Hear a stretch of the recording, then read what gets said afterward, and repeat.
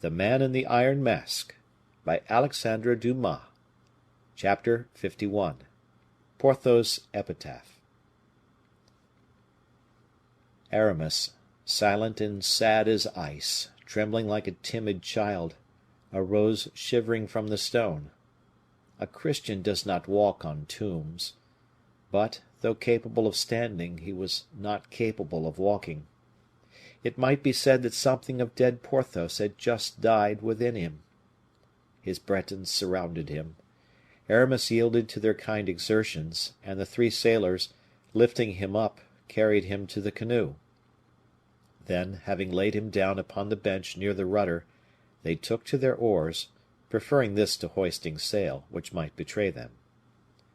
On all that leveled surface of the ancient grotto of Locmaria, one single hillock attracted their eyes. Aramis never removed his from it, and at a distance out in the sea, in proportion as the shore receded, that menacing proud mass of rock seemed to draw itself up, as formerly Porthos used to draw himself up, raising a smiling yet invincible head towards heaven, like that of his dear old honest, valiant friend, the strongest of the four, yet the first dead. Strange destiny of these men of brass! The most simple of heart allied to the most crafty, strength of body guided by subtlety of mind, and in the decisive moment, when vigor alone could save mind and body, a stone, a rock, a vile material weight, triumphed over manly strength, and falling upon the body, drove out the mind. Worthy Porthos! Born to help other men, always ready to sacrifice himself for the safety of the weak, as if God had only given him strength for that purpose. When dying, he only thought he was carrying out the conditions of his compact with Aramis, a compact, however, which Aramis alone had drawn up, and which Porthos had only known to suffer by its terrible solidarity. Noble Porthos! Of what good now are thy chateaux, overflowing with sumptuous furniture, forests overflowing with game, lakes overflowing with fish, cellars overflowing with wealth? Of what service to thee now thy lackeys in brilliant liveries, and in the midst of them Mousqueton, proud of the power delegated by thee? Oh, noble Porthos, careful heaper up of treasure, was it worth while to labor to sweeten and gild life, to come upon a desert shore, surrounded by the cries of sea gulls, and lay thyself, with broken bones, beneath the torpid stone?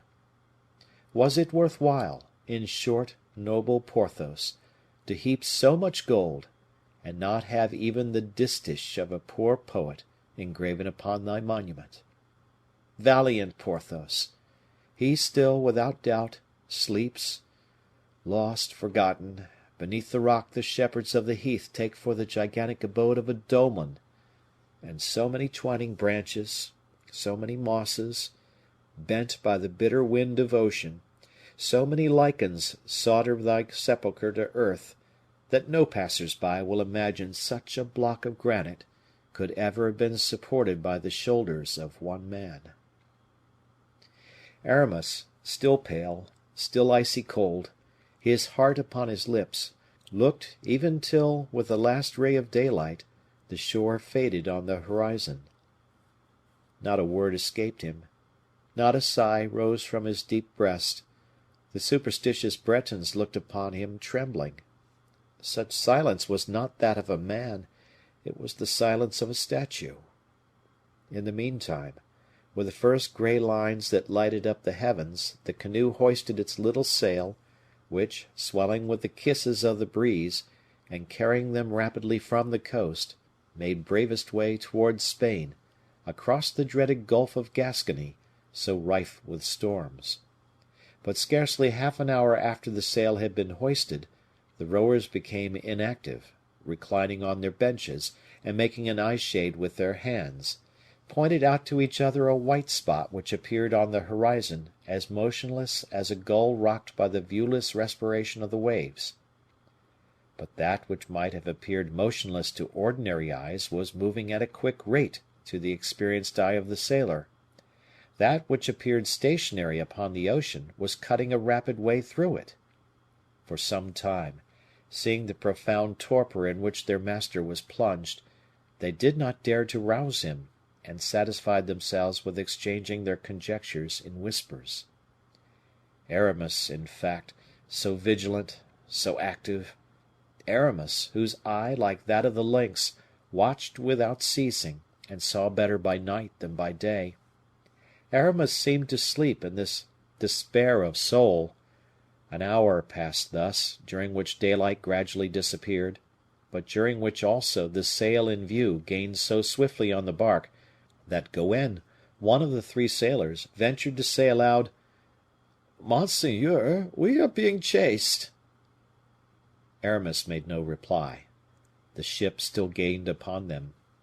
Then, of their own accord, two of the sailors, by the direction of the patron Yves, lowered the sail, in order that that single point upon the surface of the waters should cease to be a guide to the eye of the enemy pursuing them.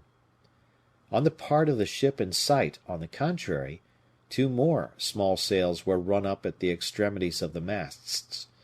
Unfortunately, it was the time of the finest and longest days of the year, and the moon in all her brilliancy succeeded inauspicious daylight. The Balancelle, which was pursuing the little bark before the wind, had then still half an hour of twilight, and a whole night almost as light as day. "Monseigneur, monseigneur, we are lost," said the captain. "Look, they see us plainly, though we have lowered sail." "That is not to be wondered at," murmured one of the sailors, "since they say that, by the aid of the devil, the Paris folk have fabricated instruments with which they see as well at a distance as near, by night as well as by day." Aramis took a telescope from the bottom of the boat, focused it silently, and passing it to the sailor, "Here," said he, "look." The sailor hesitated. "Don't be alarmed," said the bishop.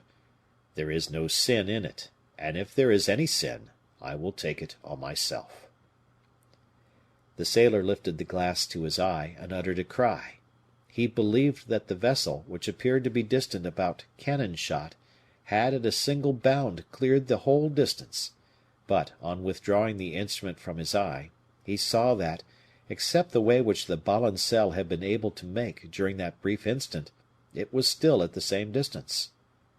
"So," murmured the sailor, "they can see us as we see them." "They see us," said Aramis, and sank again into impassibility. "What! They see us?" said Yves. "Impossible." "Well, captain, look yourself," said the sailor, and he passed him the glass. "Monseigneur assures me that the devil has nothing to do with this?" asked Yves. Aramis shrugged his shoulders. The skipper lifted the glass to his eye. "Oh, monseigneur," said he, "it is a miracle! There they are. It seems as if I were going to touch them. 25 men at least. Ah! I see the captain forward. He holds a glass like this, and is looking at us. Ah! He turns round and gives an order. They are rolling a piece of cannon forward. They are loading it, pointing it. Misericorde, they are firing at us!" And by a mechanical movement, the skipper put aside the telescope, and the pursuing ship, relegated to the horizon, appeared again in its true aspect.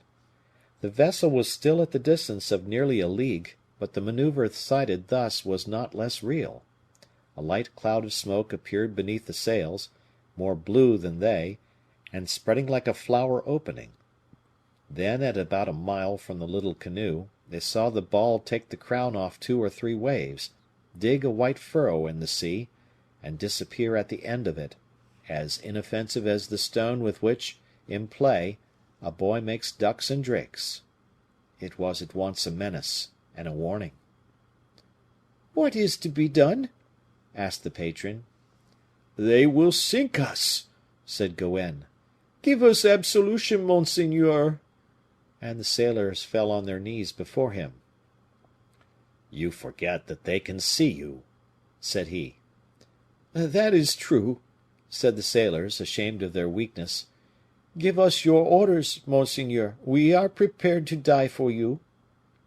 "Let us wait," said Aramis. "How? Let us wait?"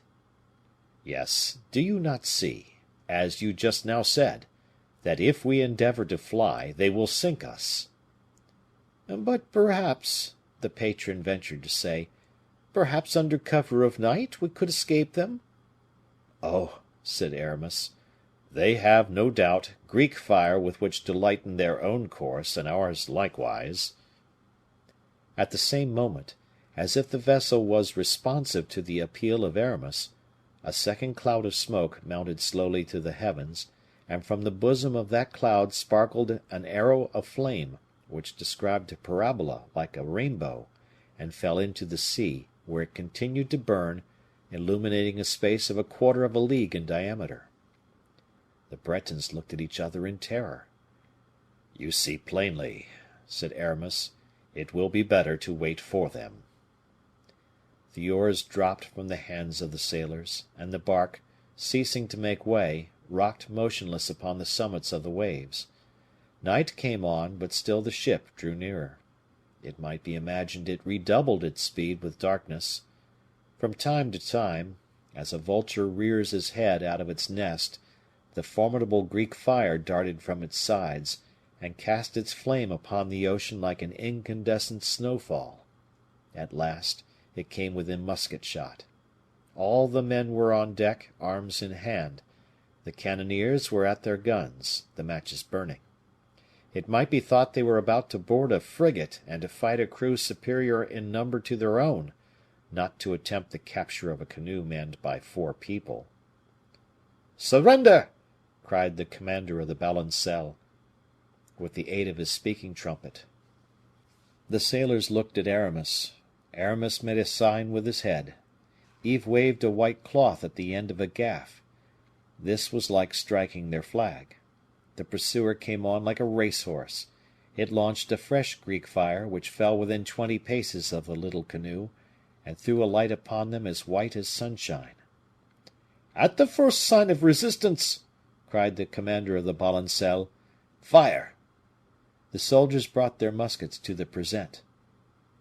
"Did we not say we surrendered?" said Yves. "Alive, alive, captain!" cried one excited soldier. "They must be taken alive." "Well, yes, living," said the captain. Then, turning toward the Bretons, "Your lives are safe, my friends," cried he. "All but the Chevalier d'Herblay." Aramis stared imperceptibly.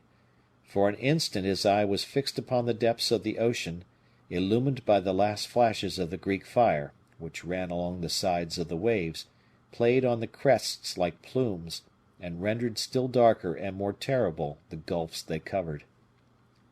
"Do you hear, monseigneur?" said the sailors. "Yes." "What are your orders?" "Accept." "But you, monseigneur?" Aramis leaned still more forward, and dipped the ends of his long white fingers in the green limpid waters of the sea, to which he turned with smiles, as to a friend.